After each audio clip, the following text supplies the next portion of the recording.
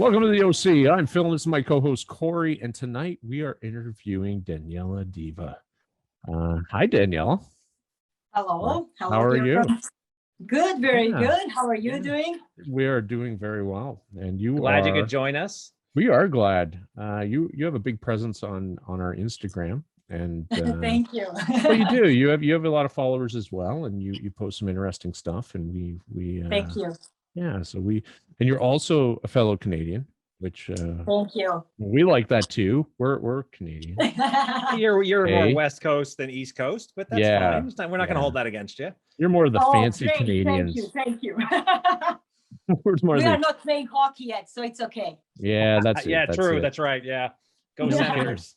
So and why you had mentioned, you had kind of messaged us, and I was like, oh, this is pretty cool. Like so the paranormal, that's kind of where you're to you, you're normal, as you described it. Thank you. To me it's paranormal, but to you it's something else. So I think let's hear about that. Like when did you feel that maybe you were a little different in terms of How about you tell us a bit about yourself first? Because right now, as far as we've had some introductions, but that's technically true. Our 35 subscribers. I just want to jump into things. That's how I roll. I don't know. I'm just like, I got questions. When we first started this thing, by the way, Phil was like, "Let's go." I'm like, "Shouldn't we plan things up?" No, let's just go. No. Let's do it. We'll plan. Look in the paper, pick something to talk about that. I'm like, we should plan this. No. Tell us a little bit about yourself. And then I'll still ask my same questions. So you'll get there eventually. Yeah.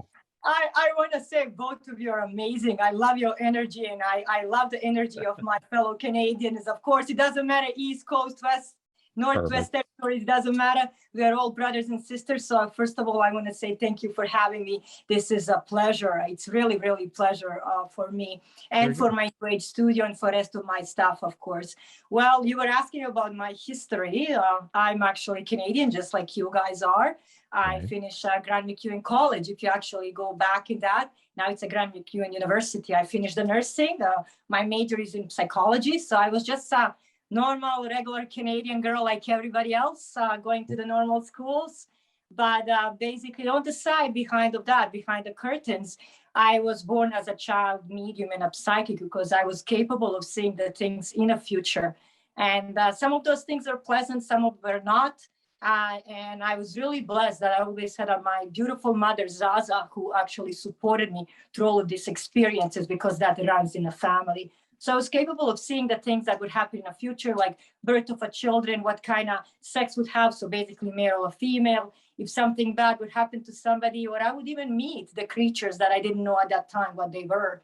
And finally, till one incident really bad didn't happen, my mother actually told me, you're just like your great-grandmother, and that's what runs in the family. So she guided me to many of these things to be who I am today. Wow. So it is generational, right? Like this is... Yes. Yeah. I find you said it was your grandmother, right? Your grandma? Yes. Yeah. Was she a great grandmother? Was it anything particular? Like, was she just similar to you in that she did it, or did she fulfill a community role? Like, did she any occupational relations? Like, did she work as a seer, for example? Or was it more of she had that ability and she didn't really market it, I guess, make use of it? The truth what is, I'll be honest to you, because we're going to go back with my background. We're going to go back to the Europe. My great-grandmother was born as a Greek Orthodox. So during that time, basically 1918s, you were not capable of spreading some of the certain things and gifts that you were doing because that was against the law and was against the church's law. But she was, but she was really well known in the community. She never charged for any money, to be honest to you. People will come to her door. Even you're going to laugh now, even the priests, Catholic priests, Orthodox priests, even the imams from the Muslim mosques, they would come and they would ask for help so she would help everybody. And she has a big role inside of my book because I did write about her. She was a housewife. She was a regular lady, just like everybody else. She even ended up in concentration camp with her children during the World War II. And she used some of the skills to help everybody and help her own children and save many lives. When she basically died, this is what's a miracle. It's actually proven. She had over thousands and thousands of people coming to her funeral. And her dream was that everybody is the same. It doesn't matter what religion and what color is. So When she Mhm. died, at least for a moment, the wish came true. That was a real magic where everybody came together without noticing their differences. Yeah. Sounds like a pretty wonderful lady. Yeah, wonderful, wonderful woman. Yeah. I'm really happy to have her traits and to call her Mhm. my great grandmother. So, Yes. What's your heritage? I mean, you have a thick accent. What is your background? That's a What is- Canadian accent. I'm pretty sure that's an Edmonton accent. that is- I yeah, that recognize is- Edmonton it's a, accent. It's a true Canadian accent. Come on. That's right. Exactly. So originally I came from former Yugoslavia, and I'm by the tradition or by the religion Greek Orthodox. I came to Canada when I was 14 years old, and a mix of a couple different cultures all together. And like I said, because I'm born 1980, so this is life. Many women hide their age. I don't. I'm not ashamed of that. So basically, this is my home. This is where I have my family, my friends. For sure. Everything is connected here. So this is Absolutely. where I am now.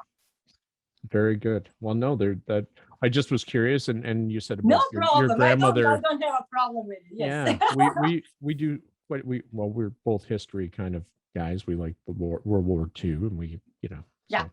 So, but yeah, so you were born you were born with this gift. When did people start to realize you had this gift? Like, did you keep it secret? Did you kind of Was this like the Poltergeist movie where all of a sudden you had like oh no but seriously, was it all of a sudden you were it's got to be and you had scary this as weirdness hell. I around couldn't it? even imagine. Right? Or were it something you said your great grandmother? Did you know your great grandmother at all? Much? No, she died in 1963, so I wasn't capable of oh meeting wow, her. okay. Yeah. So you were kind of but on your own for this. Yeah. So basically what happened when I was very little, as long as I can remember, I would see the things in the dreams. For example, like I'm saying outcomes, what would happen the next day. And I would talk to my mother and to my grandma about it. And they were kind of trying to guide me as much as they could, because they would realize, those are actually things that were happening. And after that, what also did happen, I started seeing the things. And then my mother, of course, decided one day to tell me the story about the great grandmother. And I heard the stories, but I'll be honest to you, those stories were kept away as we were children, because children were just to be children, play outside. You guys are my generation. We run outside, we play. That's right. We play on the computers and the videos, No. And one day after really that big incident happened with a walnut tree, when the walnut tree got cut and my father cut his leg, and I saw that in a dream. And I told them that prior to that happening, that's when my mother decided to tell me the story. And then many times I would see the visions in the dreams, like what would happen. And she would always guide me and protect me, because sometimes people can be also very cruel to you. That, they will call you a witch, they will call you bad names. And I don't think there's a reason for that, because we all are gifted in kind of different ways. But, we are becoming now more enlightened this age. But especially, like I'm saying, during that time, being a child that is born with a gift, I can just say many times you could be prosecuted and judged. But like I'm saying, I was blessed with my grandmother, Rada, and with my mom, Zaza, that really did help me and protected me and guided me to be who I am today. So your mother had the gift as well? My mother have lots of intuitions. My mother knows many things, and she can say many things. She can even see if the people are bad or not. And she's a really lady who I can tell you has many different gifts and talents. And that's the way we were raised, and we were born that way. Oh, okay. Very good. So when you say born that way, it's more of like, hey, you were born that way and there was an acceptance, as opposed to not like, it doesn't sound like you hid your gift. It sounded like you more accepted it versus rejected it as being something wrong or bad. In the beginning, I'll be honest to you, in the beginning, I was rejecting it, because there were certain things that were kind of scary. I would see to the places, like when I astral travel and I leave my body. And when you're a child and you end up in these places that you actually don't know what they are, it could be really creepy.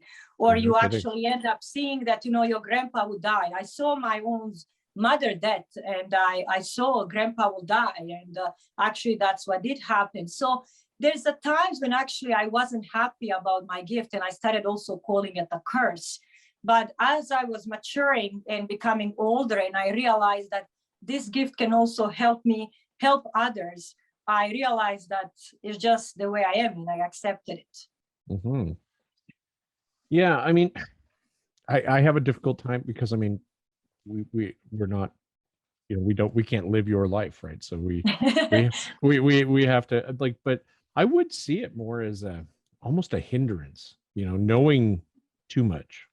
You know, Yeah, ignorance is it can sometimes be, bliss. it can be a burden. For example, it was a Absolutely. burden when my father had basically heart failure. I already knew it. Prior to my mother illness, I already knew it, and you will be capable of reading that in my book. I know many things, and sometimes that can be also heavy. And sometimes I talk to my friends, and I said, I don't wish you bad. This is what I see. Of course, I see the happy things too, but sometimes that can be also burden, especially if you are connected with those people, and your hands are tied because you cannot escape what's written above. So that's something I want to talk about. The aspect of you can see you have these images of the future, and you seem like you're more of a, I don't want to say a fatalist in the sense that you believe that this is predestined. This is what is going to happen. There is no change. It is unchangeable. Is that something like, have you ever tried, you see a bad outcome coming? Let's say the case with your father with his cutting his leg. Yeah. Had you known, for example, that, hey, he's going to cut down a tree and cut his leg, maybe I should try and stop this? Or is it more like by the act of knowing, you know, it's going to happen and there's not a point to trying to stop it? Can you elaborate on that? When I was younger, of course, lots of times, you know, people would judge you, you know, is it possible? And then when they realized I was becoming teen and more older, that actually everything that I'm saying is true. I tried a couple times, more than a couple times, to change the outcome. But then I realized, doing a lot of research and doing a lot of study and studying myself too, and many other people that have gifts like me, I realized we can help you face the outcome maybe better, that you realize what's going to happen. But none of us cannot escape our destiny. I have a lots of people, you know, that come to me, like I have my cards here for the reading, or, you know, they come for the spiritual counseling, etc. I will tell you openly, I had a lady who told me, you know, is my son gonna die? I did see he's gonna pass away. And I said, this surgery, he won't survive. It was really hard for me to say it, and I avoid to say those things. I'm not gonna mention the name. And she said to me, okay, lately she tried everything to kind of move the surgery away, whatever, but of course it wasn't successful. He passed away. And the other person said to me, you know, oh, if I go here, I'm not gonna die, or it's not possible to escape the destiny. We cannot manipulate what's already written in the stars. So I'm a big fan of the Stoic philosophy, and the Stoic philosophy actually goes into that thing that there are things you can control and things you cannot. And fate is one of those things you have no control over. So you have to, in that idea of acceptance, being able to face it, that's the important part. And that's where I guess the foreknowledge kind of helps. Yeah, because for example, if you come to me and I'm just saying, you know what, you're gonna struggle, you're gonna be sick for some times, but at the end, outcome will be good, but there will be maybe a couple months. I'm just saying, for example, you will be ill. Then you are knowing to prepare your mind, and you know, okay, this is really what's gonna happen, and you're gonna, but outcome is gonna be good. So you can look also forward to that you know, outcome. So facing your destiny and accepting it, it's better than denying it, because at the end, denying it is gonna make lots of troubles. Very good. Thank you. And I do you find that, I mean, I wouldn't really want to know. That's just me. I mean, I don't want to know. I don't want to know when I'm going to die. Don't want to know. And actually, to be honest with you, many people, when they ask me when I'm going to die, when I open it, I will just tell you, you're going to have a long life, or, you know, oh, you will enjoy your life enough. But rarely, ever, I would say exact date. There's certain basically cases. The reason why I said it, because it was a part of a family that was maybe struggling with an ill child or something like that. But I avoid those things because we all have a clock. I know when I'm going to leave. We all have a clock, and let it go, you know, but I don't like think about that constantly. I know what's my role, what I'm going to do. When it's my time to leave, I will go. For sure. Yeah, it's like a guidance thing. I mean, if it was me, I'd be looking at the cards like, oh no, You are not the yeah, you're only gonna be one. fine. Many people will be. You're gonna be fine. That's right. You're gonna be Yeah, okay. that's right. Don't Lie. worry- don't worry about the this. white lie, right? Yeah. Yeah. No, you're good. You're gonna do okay. Because you can't change it, Okay. right? So yeah, but That's so the let's- idea. They can't change is important. Yeah, you because can't change it.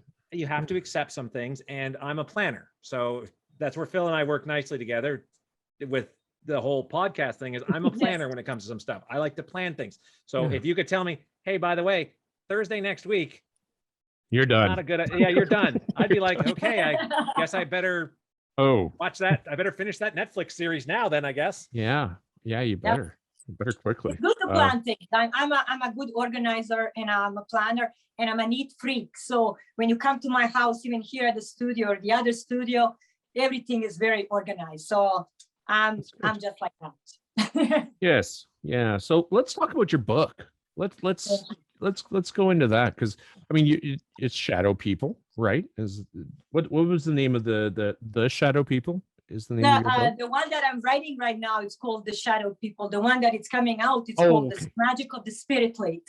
So the Magic of the Spirit Lake is coming on the August 29th. And it's okay, actually okay. about Aboriginal people here in Canada and Okay. hidden jewels here in Alberta. Lac Anne, what it means in French, Lake Anne, is actually a lake that Aboriginal people, our Aboriginal people, exactly the tribe Nakota, were healing the people. And even during the pioneers' time, many people were healed there.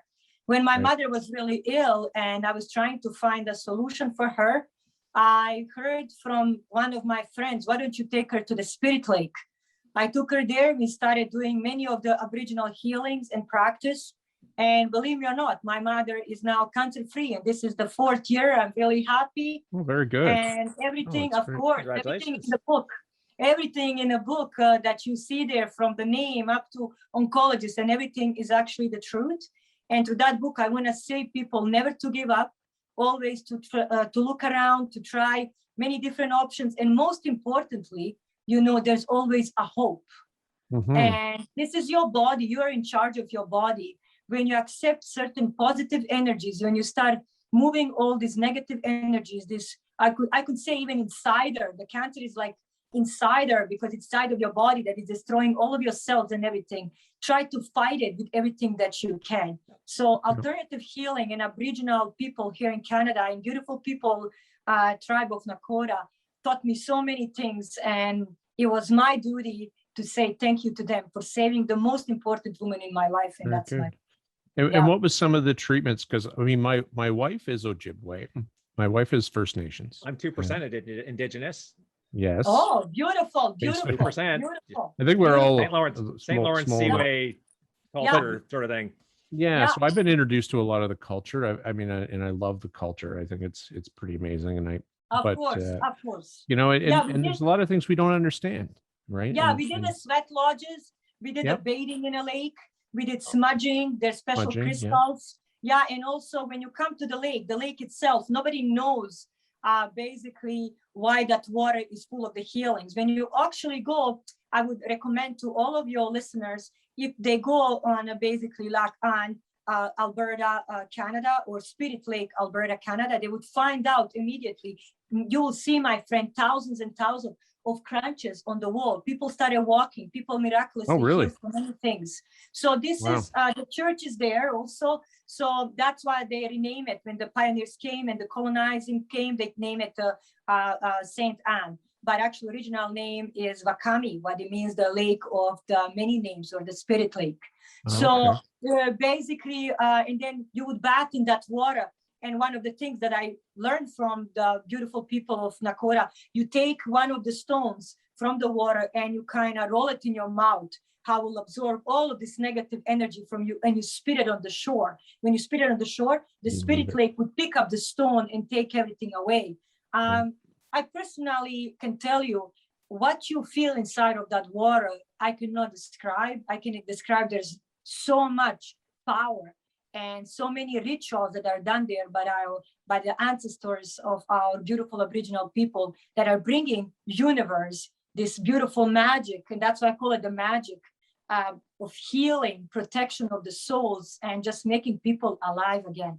Now, is there a requirement? So talking with you right now, you're definitely one of those people that are sensitive to this sort of thing. Yes. So somebody like my friend Phil, for example, may be less sensitive to this spirit energy. This, Yes. is it something that the prerequisite is that you have that belief, that you have that openness, that I don't know, reception to it, or is it something that a majesty that you can't necessarily ignore, right? Regardless of how closed-minded, how thick you are, how wait a minute. blinded. I'm not talking to you in particular, Rafael. I'm just using it in the concept. It's the I'm idea feeling that a if you're slight bit of attacking going on here.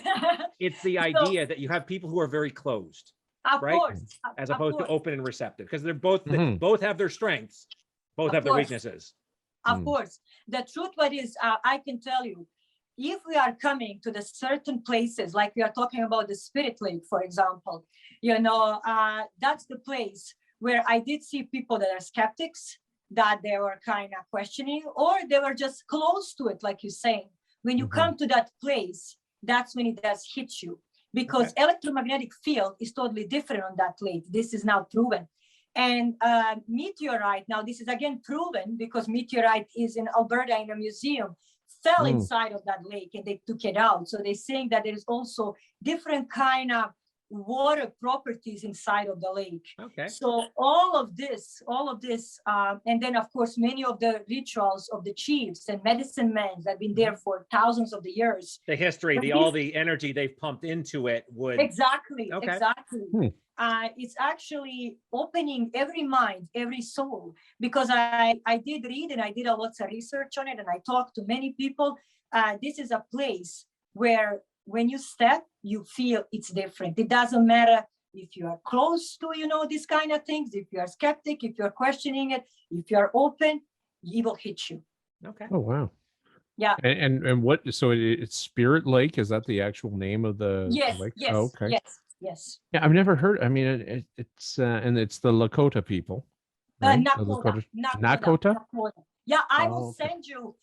send you actually original, there's original videos that I made, and I made kind of a little bit YouTube about it so people can see about it. Okay. And there will be lots of pictures in the book, but I will also send you original website that you can see how many people went on pilgrim, how people got healed and everything. And this is all proven even by medicine, because you will see, for example, that person had that kind of illness, now it's cured. So let's say confirmed by Ontario Healthcare. So it's all there. Really? So with Yes. your mother went, how often did she have to go? I mean, was this just a one-time thing? And then We all went, of- one and done, or we went couple times. Now we go there constantly because I'm on suburb. The lake is about 38 kilometers from here, from my house. Oh, that's pretty close. Yeah, it's not far away. It's actually very beautiful, very clean. And basically, I took her there a couple times, and I will never forget that day when she entered the water for the first time. It was a summertime and early summer, and she entered. You could see the way when she put her hands up. I described that in the book, that she was trying to connect her soul with the universe, with this lake. And I was just standing there, and my dog was there with me, and I was looking at it. You could see that this woman was actually basically being connected to this powerful lake and its magic. And we went a couple times, and then next time when we came on, Dr. Keith Tenkel, who's oncologist here at the Cross Cancer of Alberta, he said the cancer is shrinking. And I just was looking at it. Is it really? He said, yeah, just keep doing whatever you're doing. And he's originally from Australia. He's really open-minded. And he said, when people get this kind of illnesses, they look for any kind of outcome, whatever will help and will help them. I'm never against it. So I was really happy. And I must say, I'm grateful to every doctor that worked with us on the other side, because we had like ancient medicine, alternative medicine, and Western medicine combining together to save one soul. Okay, so she was, now you said about oncology, so she was either chemo, radio, or any of those. Yeah, so see, where this gets dangerous, and this is, I agree with the point you just made about the mix of the two. You have some people go off and they do one or the other, as opposed to saying, hey, you know what, let's look at these approaches, because there has been proven the power of the mind over the body, right? Yes. And these other things you're talking about with the energy sources, I'm down with that. Like, there are lots of things in the world we don't understand. And the proof of the pudding is in the eating. And if your mother's cancer went into remission and shrank, right? And what you know, do you say? Yeah, Yeah. I love it that us Canadians are really. I want to say we should be proud of our country. We have some wonderful people here, that are doing the Absolutely. best to save our mothers, our daughters, our sisters, our best friends, our fathers. It doesn't matter on which side of the sexes we are talking about it. But what I can tell you, power of the mind and power of the soul and the energy can change any kind of outcome. I did find and prove that with my own self. I saw that with my own mother and with some of my own clients. I just had a client that I sent a package to New Connecticut, and I told her to do certain things, and she texted me. She said, "I feel much better. You won't believe." And I said, "It's all in your mind. You need to free your mind. That's when your soul will become free, and then you will attract more positive energy, because it's proven by Nikola Tesla. It's proven by Stephen Hawking, and by all these super physicists that are really high up there. Whatever we send, that's what we attract, and whatever we attract, that's what we're gonna put inside of our body. But if I'm really negative, but I agree with you, and I'm constantly, I'm gonna be sick. That's what's going. You're gonna create your own. You're gonna create your own future right there by doing that. If you allow yourself to dwell in negativity, if you allow yourself to, guess what? Congratulations, you got what you will. You got what you wanted, right? You asked for it. You asked for it. You asked for it. I have a wonderful friend. I will mention his name live because I'm allowed to say. Pierre Claver, he's a priest. He's a Roman Catholic monk. And he told me one day, we were just talking, and he said to me, "Daniel, every person has a flower, like the face is a flower. We attract what we want to, to our face, to our flower. If we feed our flower with negativity, you'll see these faces totally disappear. They'll become dull, lost. But that's when depression, anger, schizophrenia, eating disorders, cancers, diabetes, that's where all it's coming from." So you mentioned that flower thing. You ever hear the one about the two wolves inside that are constantly battling? The one that the one that does all the right things is the just, is the good, and the one that's the bad, the darkness and evil. And which one wins? Well, it's the one you feed. Exactly. So, that's right. Yeah. Exactly. Just a one moment. We're about based on my timer, we got about 10 minutes left on our free 40-minute Zoom. So just no problem. 10-minute warning. Phil, over to you, buddy. Sure. I keep cutting you off. What's that? I keep cutting you off. Oh, it's okay. I know. You're all engaged here. I'm listening. And I do believe that. I believe that when you surround yourself with positivity, when you try and get rid of that negative. I may not be a big believer in a lot of the, those, what would you call it? Let's just say the paranormal. Just keep it on the paranormal. which is kind of an umbrella term. But I'm not. But I'm open to a lot of things, and but I do believe in energy, and I do believe that I don't like being around negative people, and I surround myself with positivity, with positive people, except for sometimes my co-host. Right here. What? Oh yeah. Hey, sorry about that. But yeah, and I think that our world as well. Like when you see. Like the effects of COVID and how people are, the negativity and the and the disconnection. Actually, the disconnection is the worst part. Well, that too, right? So, it's to keep yourself positive and to keep yourself focused on, this is just a temporary thing, and then you can move forward, move on. So, I mean, you don't have to. You can be skeptical and still, of course, see that there is an energy in people, and you feel it. Sometimes you meet people and you're like, "Oh, I don't like this person."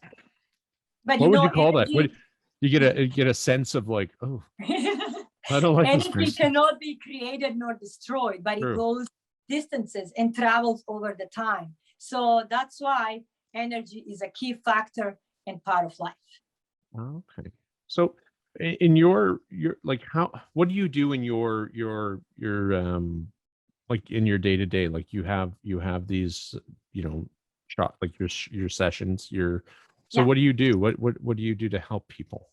Well, a lot of times it's always booked. There's always people booking, people asking for questions, and people are asking for guidance. So the most important, like a New Age studio, is there for the spiritual guidance, for promoting the healing of body, mind, and soul. So what I can tell you that the clients are very different and they varies. For example, some people come because they would like to have a tarot card reading. They would like to have, a reading of the astral cup, and all of that together with my psychic and medium, I combine that and I call it spiritual counseling, where I'll give you guidance and where to go. So it's like a compass, where you need to go, what you need to do. Have you ever? Then of course I have Reiki sessions. The Reiki is actually proven here. Now it's becoming in even United States in many hospitals. So That's here at is University that with the stones? The Reiki is with the stones? Yes. Yeah. I'm a Reiki master. I do that and I enjoy it. Many people come and after that they feel rejuvenated and totally brand new people. I do have sessions where we do the group counseling, we do meditation, and also the one that really loves, it's a body and mind clearing, where I do actually do a lot of aboriginal healing, where I do the smudging, then we actually do the meditation. We try to connect with the spiritual animal. So that one is really popular because it's helping you grow, feed your soul, and go outside of your body. So there's many different kind of, I should say, clients. And my job is to feed their body, mind, and spirit with happiness and make them rejuvenate and alive again. Sounds like a great profession. Maybe we should do that. Maybe we. Thank you. You're more than free to try whenever we you can want. franchise out. Let's do it. More of a computer guy at this point. But yes. I gotta ask, have you ever done like a reading and you've like pulled something from somebody that you just want to put back? You know, like I'm just curious, because even though there's a lot of good, I mean, you know, you could, you know, like some people pull got some something bad from baggage. the other, you know, and go, oh, what have I done? Have you ever done that? It's quite, I will tell you, like I'm holding here the Celtic cards. It's quite interesting that these little tarot cards have been used for thousands of the years in ancient Egypt, in ancient Rome, you know, all around the world, Greece too, Japan. And better than entrails. Much. And basically, when I open this card, they will tell you everything about your past.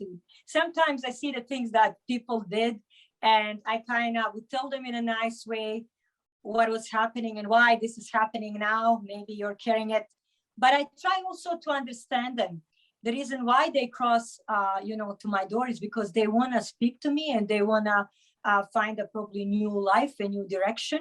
So even if there is something bad, and maybe at that moment I'm like, wow, but I train myself to say, okay, this was their past, but they want to become a new person now. And they're trying to find themselves. So I try, and I will be honest with you, I never judge, because we all have our own skeletons in the closet. So nobody's perfect. Nobody's perfect. Yeah, I kind of meant like, because you speak with people who have passed away, right? I mean, a medium. Yes. Yeah. So what I'm thinking is, you know, have you ever had an experience where you've been kind of talking with or communicating? I shouldn't say talk. I really don't know how it works.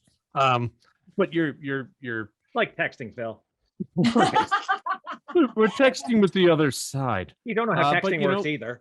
No, and I was reading an interesting article where there, you know, like something can come through that if you're not, that's not nice. It happened more than a couple of times. First of all, usually that happens when they come to me for help. I'm sorry to say it, because they play with the really bad things. Usually that's a Ouija board. And Ouija board is a good tool, but very dangerous tool if it's put in the hands of teenagers. This is made in ancient Haiti. So it's part of the voodoo practice. And I wouldn't play with it. And people, when you look at it, it's just a board, but actually it's a board that it's made for certain dimensions to be opened up. And there's other things that you can do too. And sometimes I did see really dark sides, and sometimes I go back and I try to put them back where they need to, or sometimes there's another person that I would involve, and we would kind of go and do whatever we need to do. Right. Yeah, that's terrifying to me. And you know, I am a skeptic, but I don't mess with voodoo. No. The truth, those people creep me out. It's very dangerous. Very, very dangerous. Yeah. We're talking about, I don't want to talk here about the Hollywood. Hollywood is a great place, we can enjoy it, have fun. But if we're talking about the reality and what can be done with voodoo, it's actually very dangerous. And there is even police in Miami, people that live there, and in Louisiana and in certain places that actually are just part of the paranormal units that fight against these, I should say, demonic things that they do. Oh, wow. Well, this is the problem with anything. I look at a lot of, like in the case of the voodoo example you gave, it's like giving a 4-year-old a gun. And are you surprised they're shooting people? Like, unless there are practitioners of all these things that, you know, if they know what they're doing, it's somewhat Exactly. safe. But once you start dealing with people who don't know what they're doing, like the teenage Ouija board example you gave, yeah, it can look bad. Yeah, Ouija Yeah. boards have always kind of freaked me out a little bit. I never used one. I got hit with a Ouija board in the head once. My sister threw it at me. Oh Oh, my God. Yeah. it was very violent. Thank you, Holly. That Yes, still have an impact. Yes, it did have an impact. I was on the ground. yes, very good. How are we doing for time? So we have exactly, well, okay, assuming Zoom is still having its 40-minute limit, we have 3 minutes. Now, Danielle, do you want to plug your book one more time, just in case we get cut off? So Yeah, because if yeah, it let's do drops, that. I'd like you to, Sure. so what's it called again? Spirit Lake? Yeah, the Magic of the Spirit Lake, and it's Okay. coming on the August 29th. Are we Okay. talking Audible? Are we talking Amazon? Are we talking Amazon, what stores? On Amazon. Okay. Very good. Yeah, we'll put it up on our website. And, Thank you very much. yeah, of course, our Instagram.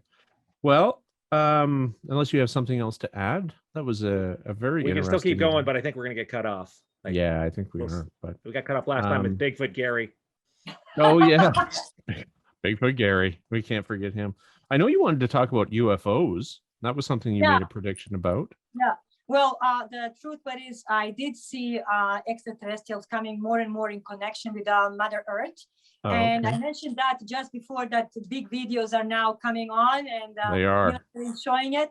And everybody's now texting me saying, hey, you were right. Actually, more and more will come out, and Good. people will be seeing and meeting with these extraterrestrials more often. They will be capable of meeting them more and more to face, Oh. and they will realize actually that we are not alone, and we were never alone. I don't think we are alone. Yeah, No. agreed. I It's got to I be think intelligent life somewhere in the universe. Has to be. right? Has to be. It's just the law of averages. Even I mean, there's got to be other people, other things. Maybe not people. It could be 45 seconds insects. according to Amazon. They're according there to you go. 45 seconds. All right. Let's see Well, if we get cut out. There you go. Well, how about we wrap it up, and thank you very much for watching. This is Thank you Phil. very much for showing up. Yeah, my co-host Thank you very Corey. much for having me. I really did enjoy, and I'm looking forward to talk to you again because you're my Canadians. Hey, there you go. Well, it was a pleasure, Danielle, and we will definitely have you on again in the future. So, thank you very much, and from me, Phil, and Corey. From me, Corey. Yeah, thanks a lot, and we'll see you guys soon out there. And Blessings from the universe. Thank you very blessings much. from the universe. Take All care. right, have yourself a great night. Bye. again. Thank you. You too. Bye. Bye. Bye.